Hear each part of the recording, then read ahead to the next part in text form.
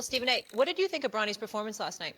I was very impressed. I was very impressed because I saw an elevation in his level of confidence and poise. It was like it didn't really faze him. He didn't look as nervous as he had looked in previous appearances on the basketball court. He looked like somebody that belonged. Now, obviously, Milwaukee gave it to them last night, but just looking at the Lakers without LeBron, without Luka, without Rui Hachimura, without Austin Reeves, of course, that put Bronny James in a position where he could get his 30 minutes, but give credit where credit is due. There were some moves that he put out on the court, ball handling skills, getting to the basket, finishing at the basket, pulling up for jumpers, hitting a three, 17.7 to 10 shooting from the field.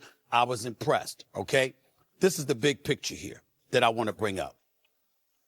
I might have been wrong. Are you listening, LeBron James?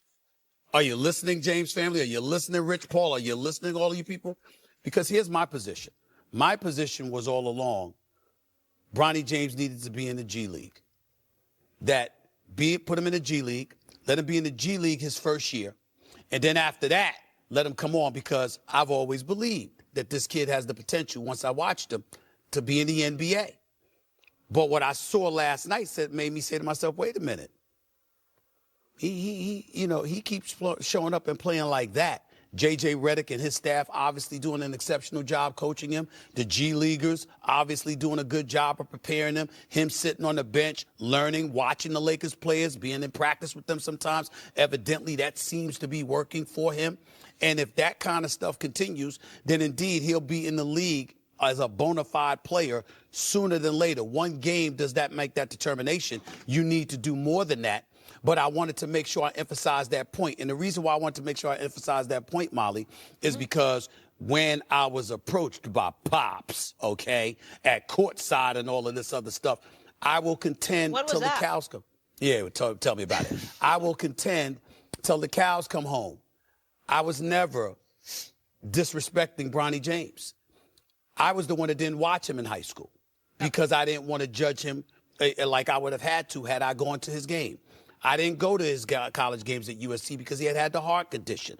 I waited and waited and waited until he got to the pro level because I wanted to give the kid a chance, because obviously being LeBron James' son puts him in a very precarious position. So this notion that I was disrespecting or his son, it's a lie. It is false. We have numerous tapes that show I did not do that. Hey, what's up, y'all? So there you have it. That was Stephen A. Smith. And as you may know, Stephen A. Smith, he was G-checked by LeBron James on the court. And he was definitely scared. You can definitely see that in his face. And after that incident, Stephen A. Smith, he went on a rant for, I would say, almost 1 week, saying that LeBron James needs to stop, and that was going in on LeBron James. But now, Stephen A. Smith have decided to, basically change his mind, and now we're saying that he was wrong.